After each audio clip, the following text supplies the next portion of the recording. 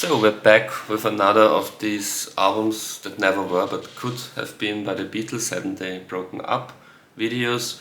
We are already right into 1972 because there was the concert for Bangladesh, the big movie and triple live album release in March 72. I always have to look at my notes.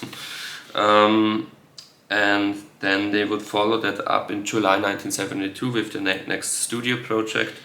First, again, they stay political. You know, we have lots of political songs and albums and projects in the early 70s, and they would go on to be that edgy for at least this year because there was the troubles, you know, the Irish Civil War, the Irish Civil War problems with the IRA bombings and the Bloody Sunday in early 72.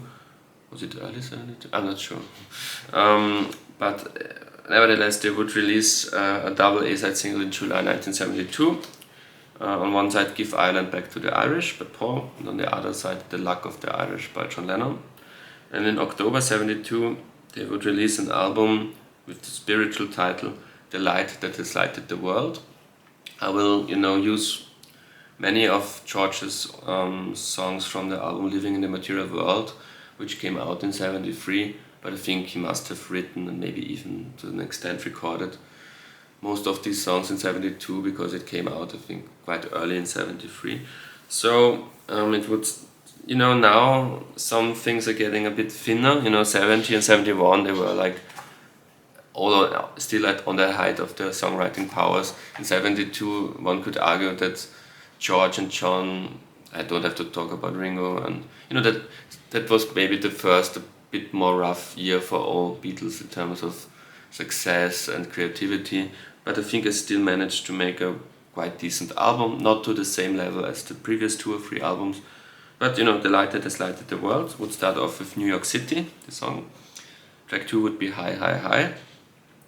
One thing I could say about this album, I already see it would be probably the most rock and roll album the Beatles ever did. So in a sense, for some fans it would be, so the fans that like the rocking stuff, this would probably be their favorite Beatles album.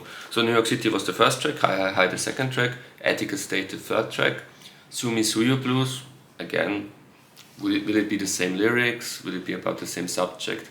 That's difficult to say in this scenario where they haven't split up. But Sue Me Sue You Blues is track 4. Track 5, one of the few not hard rocking tracks, but still, rocking guitar solo, My Love, it's track 5. Track 6, Do the Oz, John Lennon, an obscure John Lennon B-side, I think B-side to Imagine It was, or Power to the People, but a great John Lennon B-side, Do the Oz would be track 6. Side B would start with Big Barn Bad. Again, I'm using some early 1973 songs because I know that most of these songs were already floating around in 72. Track 2, Woman is the End of the World. Track 3, Give Me Love, Give Me Peace on Earth. Great. Now it ends a bit on the more mellow side, but up until that it was a pretty rocking album. Track 4 is Little Lamb Dragonfly. Track 5 is How, left over from, it wasn't used on my previous album from 1971. So I'm using How from Imagine here. And track 6, the title track, The Light That Has Lighted the World, which was always my favorite solo song, my favorite George Harrison solo song.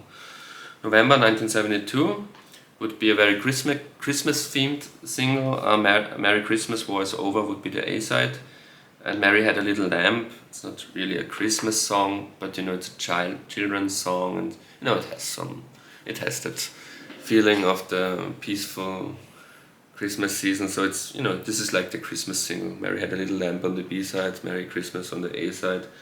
So they started the year with at the most rocking, and they ended on the most mellow, even schmaltzy one could say, but brilliant nonetheless. Yeah, and that was my 1972.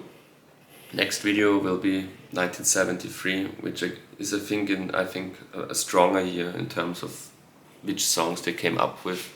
So maybe a better year than 1972.